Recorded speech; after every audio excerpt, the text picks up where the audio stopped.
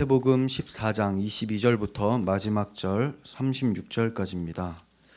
마태복음 14장 22절에서 36절까지 제가 한 절, 여러분들 한 절 교독하시고 마지막은 합독하도록 하겠습니다.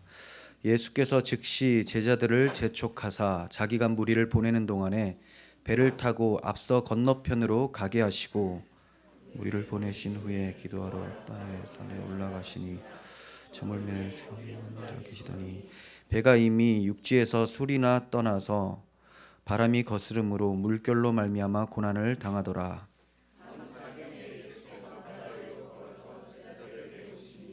제자들이 그가 바다 위로 걸어오심을 보고 유령이라 하며 무서워하여 소리 지르거늘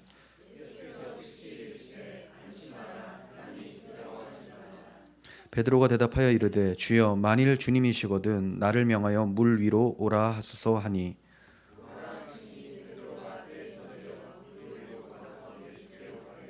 바람을 보고 무서워 빠져가는지라 소리질러 이르되 주여 나를 구원하소서 하니 믿음이 작은 자여 왜 의심하느냐 하시고 배에 함께 오름에 바람이 그치는지라 배에 있는 사람들이 저러며 이르되 진실로 하나님 이르소이다 하더라. 그들이 건너가 게네사렛 땅에 이르니 그곳에 쓰신 줄 알고 그 근방에 두루도 모든 병자들을 예수께 데리고 와서 다만 예수의 옷자락에라도 손을 대게 것을 구하노니 손을 대는 자는 다 나음을 얻으니라. 아멘.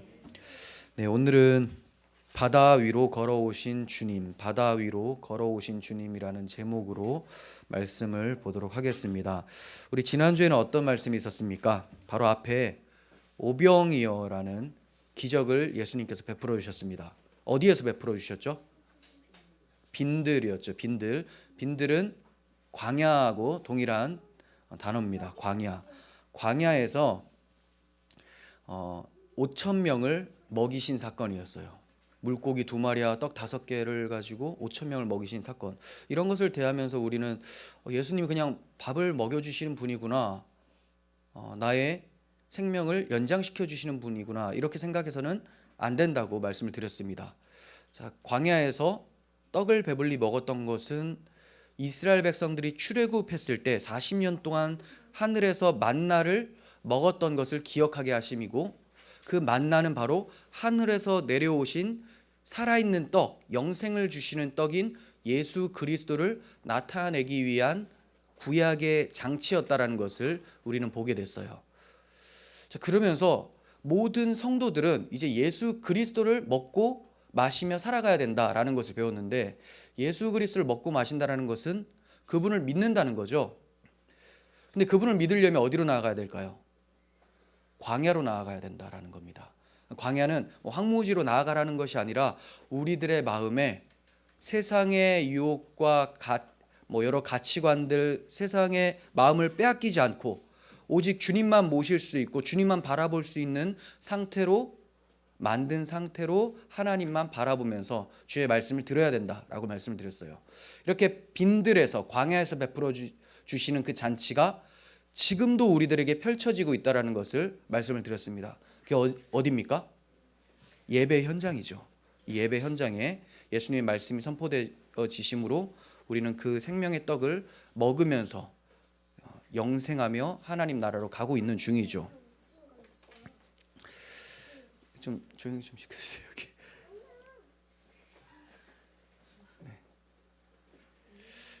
네.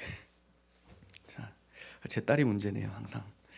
자, 이제 지난 시간에는 그러한 오병이어 기적이 있었고요. 이제 22절 오늘 본문을 보도록 하겠습니다. 오늘 본문에도 기적적인 어떤 신비한 사건이 일어납니다. 예수님이 바다 위를 걸어오신 사건이요. 걸어오셨어요. 22절 봅니다. 예수께서 즉시 제자들을 재촉하사 자기가 무리를 보내는 동안에 배를 타고 앞서 건너편으로 가게 하시고, 예수님께서 제자들을 즉시 재촉하셔서 배를 타고 먼저 건너가게 만들어 주셨어요. 저 왜 그렇게 하셨을까? 요한복음을 보면 오병이어 사건 이후에 성인만 5천 명이 넘는 사람들이 예수님을 왕으로 삼으려고, 임금 삼으려고 막 나오는 것을 소개를 합니다. 그러니까 예수님이 그 임금 되지 않게 하시기 위해서, 그들의 임금이 되지 않게 하시기 위해서 먼저 제자들을 보내시고 그 무리들을 돌려보내시는 내용이에요. 그래서 왜 예수님이 임금 되지 않으시려고 하는가? 이들이 예수님은 우리의 배고픔을 달래주시는 분이다라고 해서 모였기 때문이죠. 썩어질 양식을 위해서 예수님을 임금 삼으려고 했기 때문에 예수님은 나는 그런 임금이 되려고 온 자가 아니다라는 것을 말씀하시기 위해서 그들을 다 보내시고 제자들을 빨리 배를 태워서 보내는 거예요. 군중들이 예수님을 임금 삼으려고 하는 모습을 본 제자들의 마음이 어떻겠습니까? 설렜겠죠. 야, 우리 스승이 드디어 임금이 되는구나 라고 했을 텐데 예수님이 다 보내버리시고 이 사람들과 함께 할 수 없도록 배를 타고 먼저 제자들을 보내버리시는 거예요. 서운할 만합니다. 자, 이러한 상태에서 예수님은 산에 기도하러 올라가신다는 겁니다. 23절 보시면 무리를 보내신 후에 기도하러 따로 산에 올라가시니라 저물매 거기 혼자 계시더니 라고 합니다. 저녁이 깊어졌는데 예수님은 홀로 기도하고 계신다는 거죠. 예수님의 기도는 자신의 뜻을 이루기 위한 기도가 아니라 늘 아버지의 뜻을 구하는 기도였다는 것을 우리가 잊어서는 안 됩니다. 늘 아버지의 뜻을 구하는 기도였어요. 그 아버지의 뜻이 무엇일까요? 아버지의 뜻은 아들을 보고 믿는 자마다 영생을 얻는 이것이니 마지막 날에 내가 이를 다시 살리리라. 즉 예수님의 기도는 제자들로 하여금 예수님이 누구신지를 알고 그분을 믿어서 영생을 얻게 하려는 것, 이것이 예수님의 기도의 내용이었어요.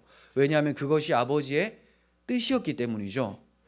그러므로 오늘 사건도 예수님께서 자신이 누구신지 보여주시는 사건이라고 할 수가 있습니다. 그것을 알게 된 자들이 예수님을 믿게 하기 위해서 이 사건들을 일으키고 계신다는 거죠. 그러니까 예수님께서 제자들을 배를 타고 보내실 때 풍랑 때문에 제자들이 고생할 것을 모르고 하신 것이 아니라 분명히 알고 계셨음에도 불구하고 이러한 사건들을 통해서 자신이 누구신지를 나타내기 위해서 일으킨 사건이라고 할 수가 있습니다. 24절, 25절 봅니다. 배가 이미 육지에서 술이나 떠나서 바람이 거스름으로 물결로 말미암아 고난을 당하더라. 밤 사경에 예수께서 바다 위로 걸어서 제자들에게 오시니라고 합니다. 제자들이 바다 깊이 들어가게 됐습니다. 시간은 밤 사경이라고 하는데 학자들마다 좀 다른데요. 이제 새벽 3시에서 한 6시 정도로 보여져요. 그러니까 완전 깜깜한 상태죠. 해가 뜨기 전의 상태니까 제일 어두운 상태입니다. 자, 이 상태에 이 한밤중에 흑암이 가득한 상태, 어떤 좀 영적인 그런 의미가 있다고도 할 수가 있겠죠. 굳이 그러한 상태에 보내신 것, 아주 흑암이 가득한 상태에 풍랑이 찾아와요. 풍랑이 찾아왔더니 바다에서 제자들이 힘겹게 노를 젓고 고생하는 모습을 예수님이 산 위에서 보십니다. 요한복음에는 마가복음에는 보고 계셨다라는 내용이 나오거든요. 보시고 이제 내려가시는 거예요. 전에 풍랑을 만났었던 적이 있죠. 마태복음 8장에서 우리는 살펴봤어요. 그때는 예수님이 제자들과 함께 계셨습니다. 어찌하여 두려워하느냐 하면서 예수님께서 풍랑을 잠잠케 하시는 것을 보게 되죠. 그런데 지금은 제자들만 고난을 당하고 있습니다. 제자들의 마음이 어떻겠습니까? 무서우면서도 서운하고 원망스러울 거예요. 아니, 임금 되셨으면 참 좋았을 텐데 굳이 우리를 보내시고 세력도 다 잃어버리시고 우리 죽게 만들어버린 이 예수님에 대해서 얼마나 원망스러운 마음이 가득했겠습니까? 이런 제자들에게 예수님이 바다 위로 걸어서 오십니다. 26절 보시면 제자들이 그가 바다 위로 걸어오심을 보고 놀라 유령이라 하며 무서워하여 소리를 지르거늘. 제자들은 예수님이 걸어오신 것을 유령으로 생각을 합니다. 착각을 하는 거죠. 왜냐하면 바다 위를 걷는다라는 것은 사람으로서는 불가능하기 때문에 유령이 아니겠는가 무서울 거예요. 우리 중에 한번 생각해 보세요. 배를 타고 가다가 풍랑을 만났어요. 깜깜해요. 새벽 3시예요. 걸어와요. 예수님이구나. 누가 이렇게 생각하겠습니까? 귀신이다. 당연한 반응 아니겠어요? 당연한 반응. 그런데 이들은 얼마 전까지 엄청난 기적을 경험했잖아요. 5,000명이 물고기 2마리와 떡 5개를 가지고 다 먹고 나서 12바구니가 남는 그 기적을 경험했어요. 예수님이 그러한 분이라는 걸 알게 되었는데 지금 방금 당한 사건을 통해서 예수님이 걸어오신다는 것은 불가능하다라고 생각을 하고 있는 거죠. 그러니까 예수님에 대한 인식이 너무나 얄팍하고 예수님에 대한 자신들의 시선이 금방 옮겨졌다라는 거예요. 어디에요? 지금 처한 환경에, 바다에, 풍랑에, 이런 현상에 예수님을 향한 시선에 고정하지 못하고 옮겨지게 된 것을 보게 됩니다. 그런 기적을 베푸신 분이라도 이건 불가능할 것이다. 또 그런 예수님조차 떠올리지 못하는 그런 상태. 마태는 이를 통해서 당시 유대인들의 우둔한 영적 상태를 고발하는 것처럼 보여져요. 유대인들이 이렇게 예수님이 오셨음에도 불구하고 구원자로서 구약 성경에 그토록 예언을 해 놓으신 그 예수님이 오셨음에도 불구하고 이 구약에 능통하다는 유대인들이 그 예수님을 못 알아보고 있죠. 못 알아봐요. 그는 목수의 아들이 아니냐 이런 소리를 했어요. 그리고 그를 죽이려고 하고 이런 우둔한 상태를 고발한다고 할 수가 있습니다. 그런데 이것이 단순히 그들만 고발하는 것이 아니라 오늘 이 자리에 모여 있는 우리들도 고발하는 것이라고 생각이 되어집니다. 우리들의 영적 상태는 어떻습니까? 어떠한 환경이 찾아와도 예수님께 우리의 시선을 고정하고 있습니까? 그렇지 않을 때가 너무나 많아요. 그러니까 이제 이렇게 바꿉니다. 이런 상황에서 하나님이 나를 어떻게든 구원해 내실 거야라고 본 것이 아니라 하나님은 그러는 거 해주시는 분이 아니야. 이렇게 치부한다는 거죠. 자, 하나님께서 그런 거 해주시는 분이 아니야. 어떤 면에서는 맞아요. 그런데 그런 거 해주실 수도 있는 분이라는 거예요. 근데 우리는 안 해주실 것을 너무나 확신하면서 어차피 안 해주실 거니까 그런 분 아니다라고 생각하는 게 훨씬 낫겠다. 이렇게 생각한다는 거죠. 한마디로 하나님은 능력이 없다. 이렇게도 생각할 여지가 우리들의 마음에 숨어 있다라는 겁니다. 우리는 예수님을 바르게 알기를 원합니다. 물론 예수님이 풍랑을 잠잠케 해주시고 배불리 떡을 먹이게 해주시러 오신 분은 아니라는 것을 우리는 알아요. 하지만 하실 수도 있는 분이라는 거죠. 예수님이 왜 오셨는가? 마태는 과연 이 사건을 통해서 무엇을 강조하고 싶은 건가? 이걸 또 배워보겠습니다. 27절입니다. 예수께서 즉시 이르시되 안심하라. 나니 두려워하지 말라. 유령이라고 생각하면서 벌벌 떨고 있죠. 풍랑 때문에 무서워하고 유령이라고 생각해서 무서워하고 온통 무서움 가득합니다. 담대함이라고는 찾아볼 수가 없어요. 두려워하는 것은 죄라고 성경에서 나옵니다. 담대하라. 담대하지 못하는 것, 두려워하는 것은 믿지 못한 증거이기 때문에 죄다라고 했는데 이 사람들은 풍랑 때문에 두려워하고 예수님이 오셨는데도 유령이라고 생각해서 두려워하고 믿음이 없는 상태죠. 그러면서 예수님이 안심하라. 나니까 두려워하지 말라 이렇게 얘기를 하세요. 그런데 우리가 이제 중요한 문구를 보게 되죠. 나니까. 이게 무슨 말씀입니까? 아주 유명한 예수님의 자기 선언인데요. 요한복음에서는 나는 뭐뭐시다. 나는 무엇이다. 나는 선한 목자다. 나는 포도나무다. 나는 생명의 떡이다. 많이 있죠. 이런 게 7개나 나옵니다. 7개. 7개나 나오는데 헬라어로 이 표현이 에고 에임이에요. 몇 번 말씀을 드렸습니다. 에고 에임이 나는 나다라는 뜻이거든요. 나는 무엇이다 라는 뜻인데 영어로는 I am이죠. I am. 이 나는 무엇이다라는 이런 문구는 구약 시대에 하나님께서 자신을 소개하실 때 사용하셨던 문구였습니다. 예를 들면 모세에게 나타나셔서 나는 스스로 있는 자다라고 말씀해 주세요. 나는 어떤 것으로 정의 내릴 수 있는 그런 자가 아니라 그냥 나는 나다. 나는 하나님 존재 그 자체다. 이렇게 말씀하셨어요. 그런데 예수님께서 나는 이런 표현을 쓰신다는 것은 나니 안심해라 라는 말은 우리가 생각할 때 나야 이 표현이 아니라는 거죠. 하나님이 자기를 계시하실 때 하셨던 그 표현을 예수님이 지금 하고 계신다는 겁니다. 이 기적을 통해서 예수님은 자신이 누구신지를 제자들에게 알려주시려는 의도가 너무나 짙게 나타나 있습니다. 28절부터 봅니다. 베드로가 대답하여 이르되 주여 만일 주님이시거든 나를 명하사 물 위로 오라 하소서 하니.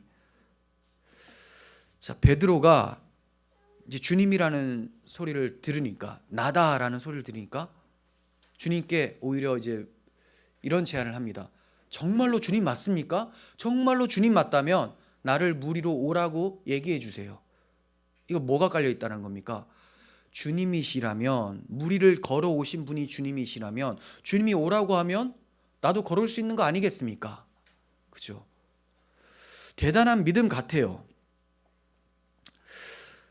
그런데 사실은 믿지를 못하는 거죠. 당신이 진짜 예수님 맞습니까? 정말 주님이시거든, 이렇게 정말 당신이 예수님이라면 나를 걷게 해보세요 라는 거죠. 근데 이제 예수님이 오라라고 하세요. 그러니까 오라라고 했을 때 걷는 것은 이제 믿음이죠. 그때는 믿음이에요. 그래서 예수님께로 나아갑니다. 엄청난 믿음을 발휘해서 나아가는데 사실 그의 믿음이 대단한 것이 아니라 오라 하신 예수님의 말씀의 능력이 그를 걷게 하는 거예요. 그는 거기에 그냥 순종해서 나아간 겁니다. 그러니까 그에게 그 믿음을 주신 분도 예수님이 말씀이 나아갔을 때 성령께서 그 마음을 이끄셔서 그렇게 걷게 하시는 거죠. 그런데 그렇게 걷다가 이 사람이 그 예수님의 말씀만 듣고 예수님만 주목하고 걸어가면 되는데 그렇지가 못해요. 생각해 보세요. 바람은 엄청나게 불어치고 있고 물결은 철썩철썩거리면서 막 위협하고 있어요. 근데 그걸 걷다 보니까 걷네? 라고 했는데 환경이 그런 거예요. 무섭죠. 죽겠다. 그래서 의심을 하는 순간 바로 빠져들어갑니다. 바다에 빠져들어가요. 30절 바람을 보고 무서워 빠져가는지라 소리질러 이르되 주여 나를 구원하소서 라고 합니다. 엄청 다급하게 했겠죠. 주여 나를 구원하소서 이렇게 얘기를 했을 거예요. 살려주세요 이렇게. 스님들도 물에 빠지면 하나님 이렇게 한다고 이런 우스갯소리를 한다고, 살려주세요 주여 이런 얘기를 한다고 우스갯소리가 있는데 얼마나 다급했겠습니까? 그러니까 살려달라고 막 외쳤을 거예요. 31절 예수께서 즉시 손을 내밀어 그를 붙잡으시며 이르시되, 그가 간구하는 즉시 예수님은 그를 잡아내시죠. 즉시 잡아내십니다. 이르시되 믿음이 작은 자여 왜 의심하였느냐 하시고 배에 함께 오름에 바람이 그치는지라. 상황 종료. 예수님이 잡아주시니까 끝났다라는 거죠. 잡아주시고 배에 함께 타시니 풍랑은 온데간데 없고 그냥 마른 땅처럼 되어버린 거예요. 안전하게 된 거죠. 이 상황을 본 제자들이 어떻게 반응했을까요? 와, 이게 누군가 하면서 넙적 엎드리고 하는 말이 당신은 하나님의 아들이십니다 이렇게 얘기를 하는 거죠. 진실로 하나님의 아들이로소이다. 사실 이 고백은 마태복음에 처음 나오는 고백입니다. 그런데 이러한 사건은 마태복음 8장에서 있었었죠. 근데 그때는 이들의 상태가 어땠습니까? 과연 그가 누구시길래 바다와 바람이 잠잠케 되느냐, 순종하느냐, 이렇게 얘기했어요. 그러니까 놀라워하면서도 그가 도대체 누군가, 이런 인식이었다가 이제 좀 더 발전이 된 거죠. 비유도 듣고 여러 가지 기적의 사역들을 체험하면서 이분이 대단한 분이다, 하나님의 아들인가, 이렇게 생각을 하고 있었는데 찾아오시는 것을 통해서, 바람을 잠잠케 하시는 걸 통해서 이제 진실로 그는 하나님의 아들이다 이렇게 고백을 하게 됩니다. 믿음이 발전하게 되죠. 지식이 발전을 하게 됩니다. 그러므로 이 표적의 의도는 분명해졌습니다. 예수님께서는 이 고백을 그들에게 받아내시기 위해서 이러한 기적을 베풀어 주신 것이죠. 표적의 의도가 뭡니까? 첫 번째, 두 가지로 볼 수 있는데 첫 번째는 예수가 누구신가예요. 예수가 누구신가. 여기에도 예수님이 누구신가가 궁금해서 오신 분들 있잖아요. 그러니까 이 기적들을 지금 나에게 이런 바다가 잠잠케 되는 것이 보이지 않는다 할지라도 이 기록된 사건들을 통해서 여러분들이 이제 배우시면 됩니다. 그리고 이것보다 더 엄청난 사건이 사실은 우리 안에 벌어졌다라는 사실도 배우시면 되는 거예요. 예수님께서 바다 위를 걸어오셨다는 것은 바다를 창조하신 분이시기 때문에 가능하다는 거죠. 성경에서 바다는 혼돈과 무질서와 하나님을 대적하는 세력의 대명사로 종종 등장을 합니다. 혼돈과 무질서, 하나님을 대적하는 세력. 그래서 용이라는 단어, 그리고 악어, 리워야단이라는 바다 괴물들의 어떤 단어들을 자주 사용하는 것을 보게 돼요. 이러한 바다를 예수님은 밟고 걸어가신 거예요. 무슨 말입니까? 혼돈과 무질서, 그를 대적하는 모든 세력들을 다 발로 밟고 평정하셨다라는 거죠. 하나님께서 이러한 예수님을 떠올릴 만한 사건을 구약 시대에 보여주셨습니다. 그러니까 예수님이 하시는 그런 사건들 있잖아요. 이런 것들은 뭔가를 떠올리게 만들어요. 구약에 있었던 사건들을 떠올릴 만한 것들을 예수님이 하시는 거죠. 왜요? 내가 바로 그 구약의 엄청난 기적적인 사건의 주인공이다. 바로 내가 약속했던, 예고되었던 그 메시아다라는 것을 알게 하시기 위해서.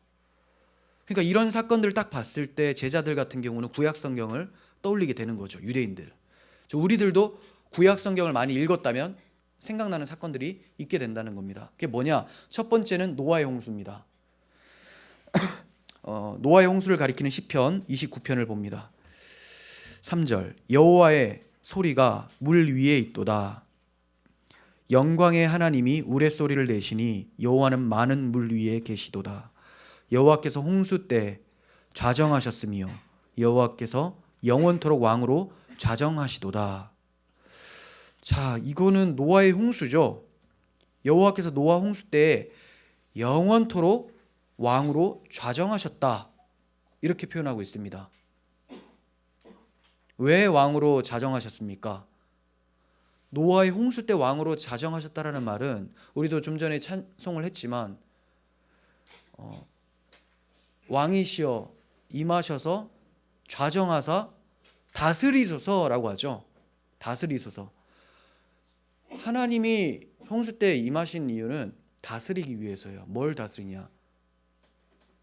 거기 홍수의 배경이 뭐냐면 인간들이 엄청난 죄악 가운데 있었어요. 이 죄악들을 다 평정하시고 심판하시고 다스리기 위해서 여기 왕으로 오셨다는 것을 나타내시는 그런 시적 표현이죠. 그래서 죄악이 가득한 세상을 물로 심판하셨다. 그런 왕이시다라는 것을 나타내는 겁니다. 혼돈의 물을 밟으시고 죄악을 소멸하셔서 그 위에 왕으로 군림하고 계시는 하나님, 즉 죄를 간과하지 아니하시고 죄를 징벌하고 심판하신 하나님의 모습을 그리고 있는 거예요. 그런데 예수님이 어떻게 됩니까? 바다를 걸어오셔서 바다를 잠잠케 해버리시죠. 예수님이 바로 하나님이시다라는 것을 노아 홍수 사건을 통해서 알게 돼요. 그런데 홍수 속에서 노아가 구원을 받죠. 다 죄악이 창궐했습니다. 노아도 죄인이에요. 모든 사람들은 다 죄인인데 노아만 안 죽었죠. 노아의 가족들과 함께. 왜 안 죽었냐? 그들이 어떻게 홍수를 이길 수 있었을까? 방주 안에 있었기 때문이죠. 이처럼 예수님 안에 있을 때 죽음을 이기고 승리할 수 있다는 것을 오늘 사건을 통해 보여주는 거죠. 예수님을 만나고 예수님의 손에 붙잡힌 바 되고 예수님이 함께 배에 타니까, 방주에 타니까 바다는 잠잠해지게 되었다라는 것을 나타내 보여주십니다. 그러니까 예수님과 함께 있을 때 죽음을 이기고 승리할 수 있다라는 것을 노아 홍수를 통해서 보게 됩니다. 그리고 두 번째는 출애굽한 후에 홍해를 가르고 지나간 사건입니다. 홍해 도하 사건인데요.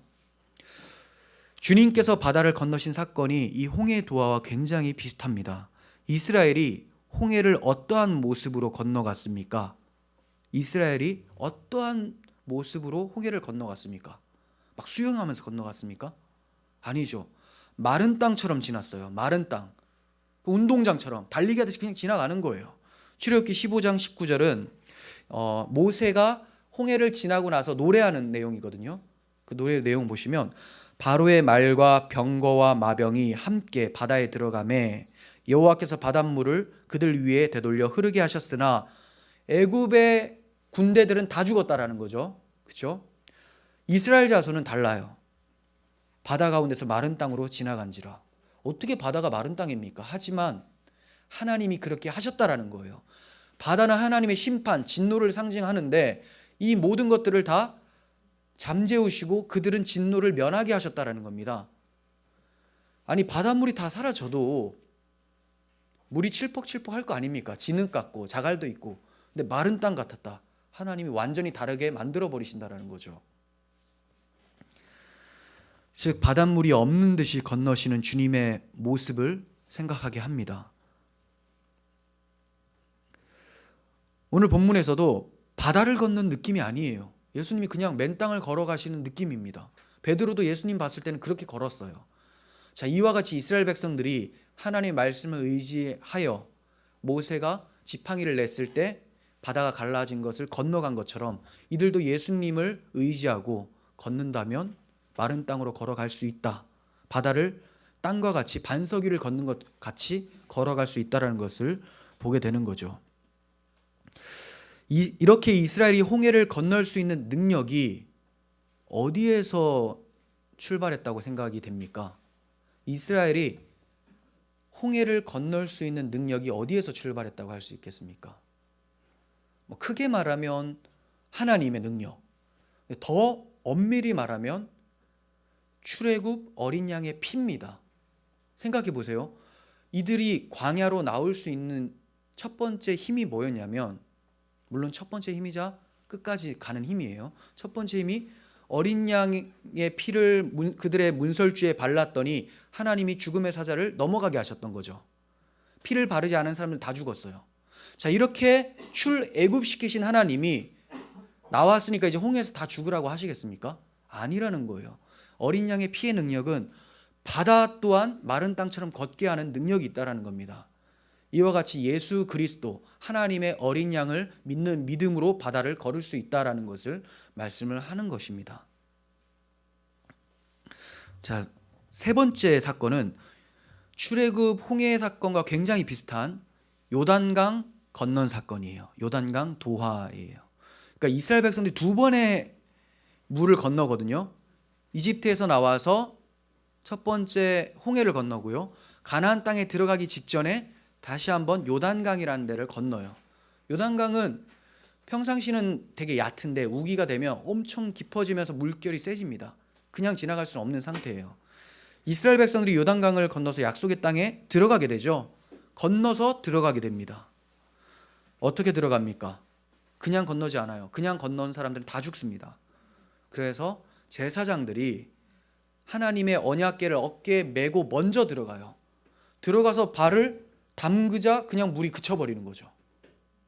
무슨 능력입니까? 언약의 능력이죠. 언약궤의 능력이죠. 하나님의 약속이 그 물을 말라버리게 만들었다는 겁니다.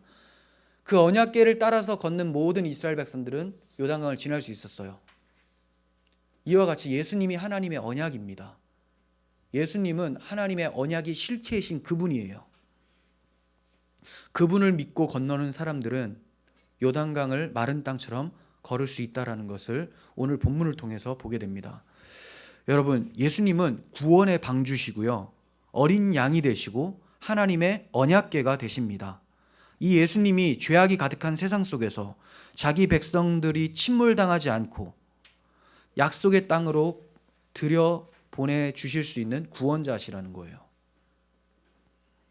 천지의 주제이신 하나님의 아들께서 십자가 대속의 피로 이 일을 이루신다라는 것을 보여주시기 위해서 바다 위를 걸어가신 겁니다. 그러니까 단순히 예수님 믿으면 바다 위를 걸을 수 있다, 이거 아니죠. 그렇게 시도한 사람들, 죽은 사람들 좀 있다고 제가 책에서 봤었는데 정신 나간 사람들이죠. 뭐 예수님 믿고 절벽에서 뛰어내리면 받쳐주실 것이다, 죽는 거죠. 하나님을 시험하는 거예요. 베드로는 언제 걸었습니까? 오라라고 했을 때 걷는 거죠. 오라. 또 기도하다 보니까 오라는 소리가 들리는 거예요. 어떤 사람은. 그래서 바다 위로 갔어요. 죽죠. 여기서 오라는 건 그게 아니에요. 예수님이 누구신지를 보여주시기 위해서 십자가 대속의 피, 어린 양의 피로 약속의 땅 하나님 나라로 들여 보내주실 분이라는 것을 나타내시기 위해서 기적을 베풀어 주셨는데, 이제 이게 신약 성경에 완성이 돼서 확실하게 나타나 있습니다. 그런데 예수님이 무리를 걷게 하심으로써 자신을 나타내실까요? 안 하신다라는 거예요. 이미 그것을 나타내기 위해서 이런 사건들을 보여주셨는데 또 다시 한다라는 것은 이런 성경 필요 없고 나에게 그냥 예수님이 하나님의 아들이심을 이런 기적적인 사건으로 또 보여달라는 거죠. 하나님을 시험하다 보면 그 결과는 죽음입니다. 시험하지 마시고 이 사건을 통해서 십자가의 능력을 바라보시기를 바랍니다. 그래서 제가 바다를 건넌 그 사건보다 더 엄청난 사건들이 우리에게 이루어졌다라고 말씀드린 거예요. 십자가의 능력을 믿으니, 어린 양의 피를 믿었더니 죄와 사망에서 벗어나서 하나님의 나라로 들어갈 수 있게 되었다라는 거죠. 우리는 지금 천국을 살고 있습니다. 예수님과 함께함으로써 그 어디나 하늘나라라고 찬양을 하게 됩니다. 그리고 마침내 이 제자들과 같이 약속의 땅으로 들어가게 되는 거죠. 예수님이 배에 탔을 때 이미 이들은 안도의 한숨을 쉬었을 거예요. 안도한 거죠. 이미 이들은 우리는 육지로 도달했다라고 생각하는 것처럼 우리도 지금 예수님과 함께하기 때문에 우리는 천국을 경험하며 사는 거예요. 어떤 일이 일어나도 안심하는 거죠. 왜냐하면 그 주님이 계시니까. 이 사건을 우리는 봤기 때문에, 성경을 통해서 경험했기 때문에 믿는 거예요. 그리고 이러한 끝에는 반드시 하나님께서는 예수님을 통하여서 하나님 나라로 인도하신다는 확신을 가지고 살아가는 것이죠. 바다 위를 걸으심으로 우리에게 교훈하시고자 하는 두 번째 교훈이 있습니다. 예수님이 누구신지를 알았으면 믿으라는 거예요. 믿으라. 이것은 믿음이 적은 자여 하신 말씀을 통해서도 드러납니다. 믿음이 적은 자여라는 말은 믿음이 큰 자가 되라, 큰 믿음을 가져라 라고 할 수 있어요. 큰 믿음을 가져야 된다.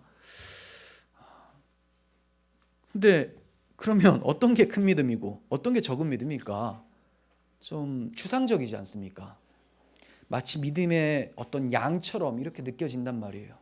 내가 교회에서 많은 일을 하면 큰 믿음 갖고, 예배를 한 번도 빠지지 않으면 큰 믿음 갖고, 물론 빠지지 않는 건 대단한 믿음이긴 해요. 근데 믿음이 아니더라도 나올 수는 있죠. 성실한 사람들. 성실과 믿음하고는 다르잖아요. 믿음이 성실케 만들 수도 있지만 믿음 없이도 성실한 사람이 있거든요. 그러니까 이거는 어떤 믿음의 양이라고 보기보다는 믿음의 여부라고 할 수가 있습니다. 크냐 작다 작냐라는 말은 이런 표현하고 비슷해요. 겨자씨만한 믿음이 있으면 이라고 하죠. 겨자씨만한 믿음이 있으면 천국에 간다. 그 말은 보이면이라는 거. 보이면 일단 큰 믿음 보이는 거, 작은 믿음 찾아봤는데 작아서 안 보인다라는 거예요. 그런 의미로 여러분들이 생각하시고, 주님의 말씀을 통해서 큰 믿음과 작은 믿음 어떤 것인지를 좀 살펴보도록 하겠습니다. 마태복음 6장 30절인데요. 오늘 있다가 내일 아궁이에 던져지는 들풀도 하나님이 이렇게 입히시거든 하물며 너희일까 보냐 믿음이 작은 자들아. 제가 혼내시는 거죠. 왜냐? 들풀도 폈다가 꽃까지 됐다가 이제 졌다가 다시 또 시기가 되면 일어나고, 하나님이 다 입히시는 거 너희 눈에 안 보이냐? 그런데 너희는 누구라고 하느냐? 하늘에 계신 우리 아버지여라고 간구하는 하나님의 자녀가 아니냐? 그런데도 너희가 걱정하는 것은 무엇을 먹을까, 무엇을 마실까, 무엇을 입을까 하는 염려하는 이방인들과 너무나 비슷하다. 그러니까 너희들의 신앙은 이방인들 신앙이다. 믿음이 적은 자여라는 말은 불신앙이다 라는 거죠. 아무리 봐도 너희들은 이방인하고 똑같네 라는 거예요. 왜 염려를 합니까? 하나님의 자녀는 염려를 안 하죠. 아버지께서 알아서 먹이시고 입히시고 마시게 하실 걸 아니까. 근데 이방인들은 왜 염려합니까? 그런 아버지가 없거든요. 자기들의 신은 그런 사랑의 아버지가 아니에요. 자기가 뭔가를 열심히 하고 공로를 바쳤을 때, 행위로 어떤 공로를 올렸을 때 그 공을 보고 하사해 주는 신이라고 생각을 하는 거거든요. 그러니까 신은 누구에 따라 좌지우지되느냐? 나의 열심에 따라 좌지우지된다. 이게 이방신입니다. 그런데 하나님을 믿는 하나님의 백성들 어떻게 생각합니까? 여전히 반역했을 때, 우리가 아직 죄인 되었을 때, 이스라엘 백성들이 그토록 광야에서 하나님을 반역했을 때 만나를 먹이시고 반석에서 물을 마시게 하시고 광야로 약속의 땅으로 인도해 드리셨어요. 우리가 여전히 죄인 되었을 때 하나님이 자기 아들을 이 땅에 보내셔서 죄를 사하시고 자녀 삼아 주셨다라는 거죠. 그런데 염려를 한다. 그것은 하나님이 아버지로 안 계시다라는 거예요. 나는 하나님에 대한 인식이 잘못되어 있다라는 그런 표현인 거죠. 염려라는 것은. 하나님은 나를 생각하는 분이 아니야. 날 사랑하는 아버지가 아니야. 그런 신앙을 가지고 있기 때문에 믿음이 작은 자들아 라고 한 거예요. 너 안 믿는 거다. 이렇게 말씀하신 거죠. 그래서 믿음이 작다라는 것은 사랑의 아버지에 대한 불신이다라고 정리를 할 수 있겠죠. 또 16장 8절 봅니다. 예수께서 아시고 이르시되 믿음이 작은 자들아 어찌 떡이 없음으로 서로 논의하느냐. 자, 이건 우리가 14장에서 오병이어 사건을 봤는데 또 떡이 나오네? 이렇게 생각하는 사람도 있을 거예요. 성경을 안 보셨다라는 거죠. 다릅니다. 칠병이어 사건이에요. 떡이 7개, 그죠? 좀 다른 사건이에요. 근데 그 4,000명이 되는 성인 남자가 먹습니다. 오병이어는 5,000명. 외우기 쉽죠? 오병이니까 5,000명. 칠병이어는 그냥 외우세요. 4,000명. 먹고 남은 게 7광주리. 바구니가 아니에요. 좀 더 커요. 광주리. 그래서 7개. 자, 아시겠죠? 이렇게 칠병이어 사건을 베풀어 주셨어요. 그런데 남은 7광주리의 떡을 제자들이 건너편으로 가져가야 되는 것을 잊고 있었던 거죠. 그냥 온 거예요. 이때 예수님께서 바리새인과 사두개인의 누룩을 주의하라 이렇게 말씀하세요. 그러니까 제자들이 누룩을 주의하라라고 하니까 맞다. 우리 떡 놓고 왔다. 이렇게 생각을 한 거예요. 누룩 떡 만들 때 만들어. 어떡하지? 떡 놓고 왔다라고 하니까 예수님께서 바리새인들의 누룩을 삼가하라는 말은 바리새인들의 교훈을 삼가하라는 말씀으로 주신 것인데 제자들이 떡 가지고 오지 않은 것을 생각을 했기에 믿음이 작은 자들아 이렇게 말씀하신 거예요. 아시겠죠? 그러니까 떡을 생명의 떡이신 예수 그리스도로 인식하지 못하고 그분을 먹어야 된다고 생각하지 못하고 세상의 육신의 떡, 썩어질 그 떡으로 생각하면 믿음이 작은 자. 우리가 기도를 할 때 예수님을 더 알게 해주세요. 예수의 생명을 풍성히 누릴 수 있게 해주세요라고 하면 믿음이 큰 자인데 하나님 이 떡 주세요. 저 떡 주세요. 나 저거 먹고 싶습니다. 나 차 바꾸고 싶습니다. 계속 이런 것만 기도를 해요. 그러면 믿음이 작은 자예요. 한마디로 믿음이 없는 자요라는 거죠. 예수에 대한 믿음이 없다. 이게 믿음이 작은 겁니다. 그러니까 전 믿음이 작아서라고 할 때 함부로 사용하시면 안 돼요. 전 불신자거든요. 전 이방인과 같거든요. 이렇게 얘기하시면 안 돼요. 믿음이 연약하다라는 것은 좀 사용을 할 수 있지만 근데 그 연약함도 사실 지식에 대한 연약함이에요. 내가 예수님을 덜 알아서 적게 알아서 아는 만큼 순종하거든요. 우리들의 믿음은. 그래서 여기서 이제 믿음이 작은 자라는 것은 예수를 초점으로 두지 않는 그런 엉뚱한 믿음 이렇게 보시면 되겠죠. 마태복음 15장 28절 이에 예수께서 대답하여 이르시되 여자여 내 믿음이 크도다 내 소원대로 되리라 하시니 그때로부터 그의 딸이 나으니라. 자, 배경이 어떠냐면 딸이 흉악한 귀신에 들려서 예수님께 고쳐달라고 하는 여인이 있습니다. 예수님께서 믿음이 크다고 칭찬하신 이 여인은 가나안 여인이에요. 이방 여인이라는 거예요. 이방 여인. 유대인들이 개처럼 취급하는 그런 사람이에요. 예수님께서 이러한 고쳐달라는 간구에 뭐라고 얘기하시냐? 자녀들의 떡을 취해서 개에게 줄 수 있겠느냐 이렇게 말씀하세요. 예수님 인성 참 그래 보여요. 그런데 이건 시험입니다. 예수님의 테스트예요. 자, 어떻게 반응하는가? 한마디로 야, 너 개잖아 이렇게 얘기를 했는데 이 여인의 반응이 맞습니다. 예수님 앞에서 저 개입니다. 이렇게 얘기를 한다는 거죠. 그래서 개들도 주인의 상에서 떨어지는 부스러기를 먹지 않습니까? 그러니 제 딸 좀 고쳐주세요라고 했어요. 그랬더니 예수님이 내 믿음이 크도다라고 했어요. 내 믿음이 크도다. 자, 그러면 여기서 큰 믿음이 어떤 겁니까? 예수님 앞에서 자신이 누군지를 알고 예수님이 어떠한 분인지를 알고 서로에 대한 나와 예수님에 대한 바른 지식을 가지고 예수님께 마땅한 반응을 하는 이런 사람, 이것이 바로 믿음이 큰 자라는 겁니다. 여러분, 이러한 믿음 가지고 계십니까? 예수님이 누구신지 아세요? 내가 누군지를 아십니까? 그 우리 아버지라고 하는 그 아버지가 사랑의 하나님 아버지라는 것을 믿으세요?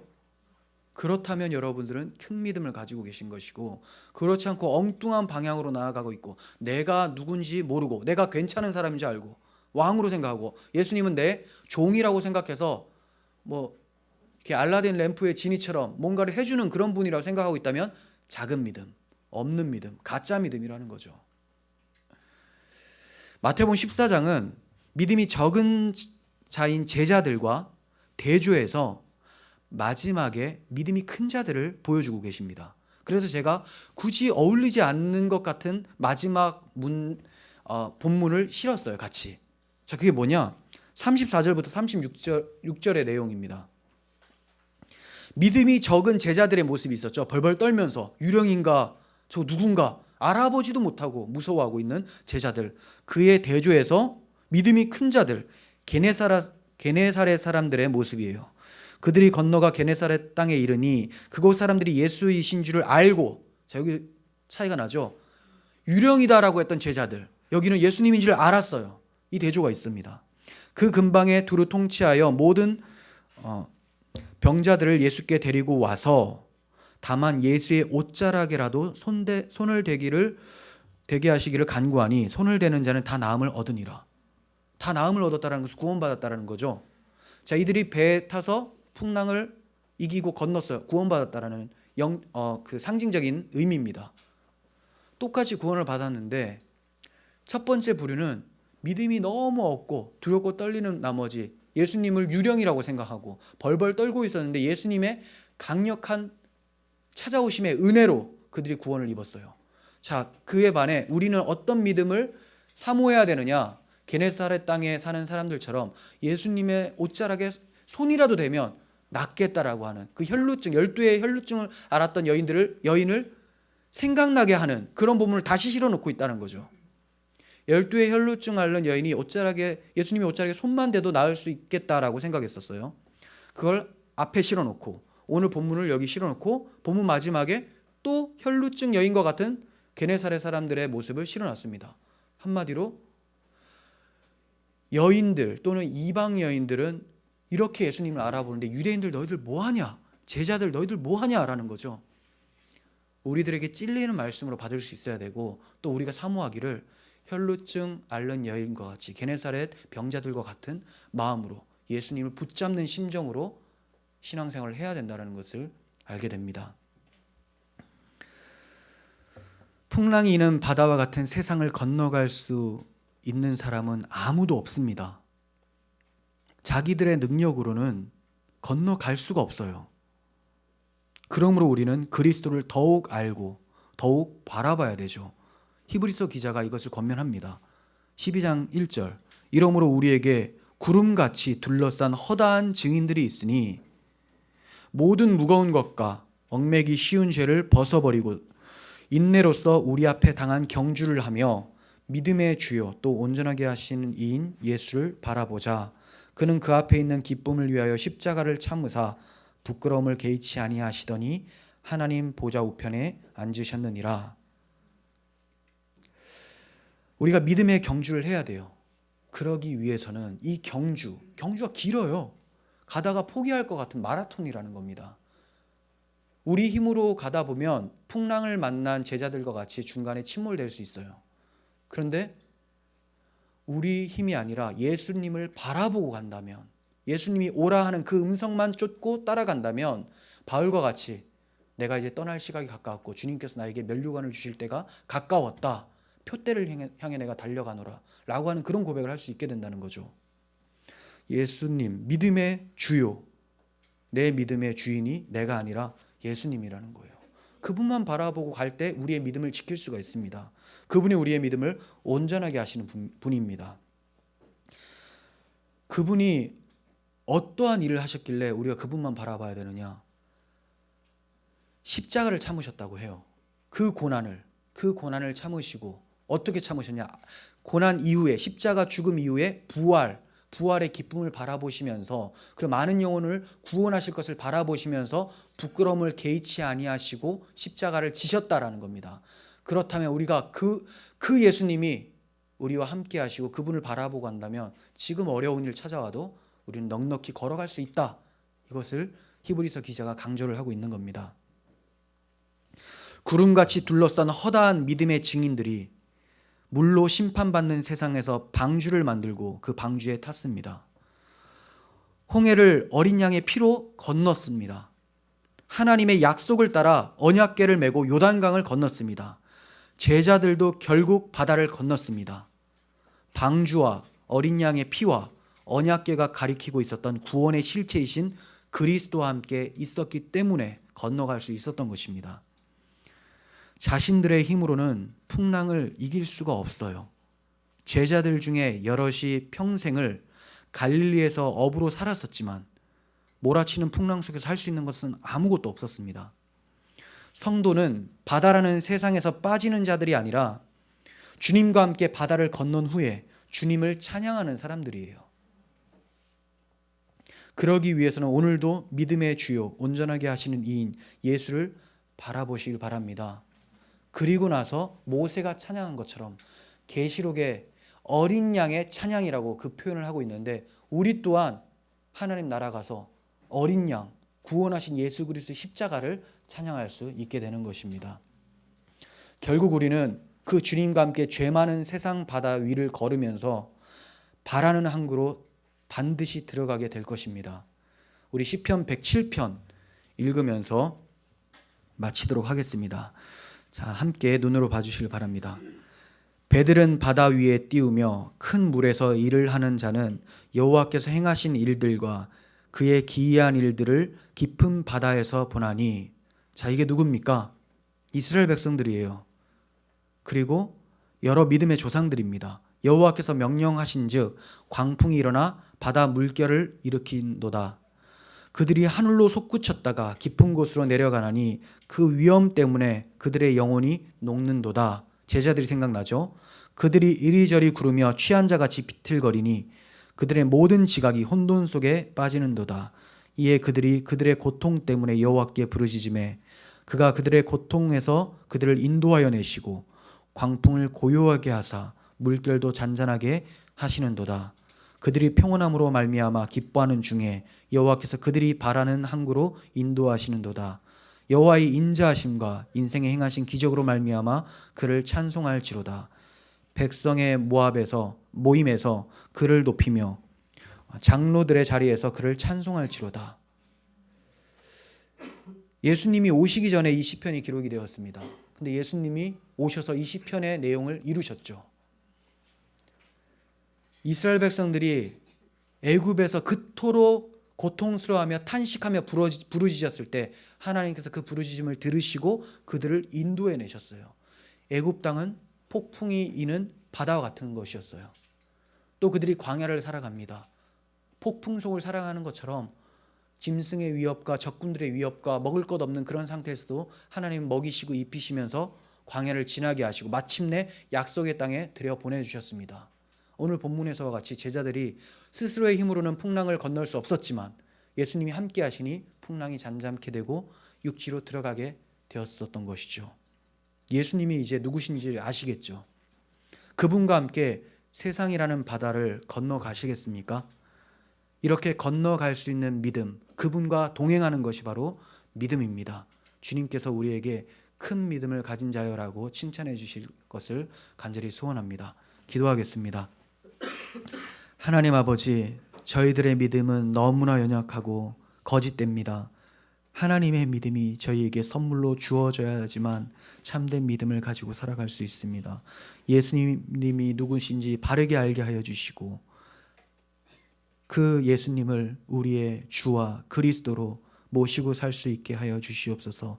그래서 우리 앞에 일어나는 풍랑과 어려움들이 있을지라도 그 주님 손 잡고 폭풍 속에 날아오를 수 있는 저희들 되게 하여 주시고 바라는 그 항구 하나님 나라까지 안전하게 도달하게 하여 주시옵소서.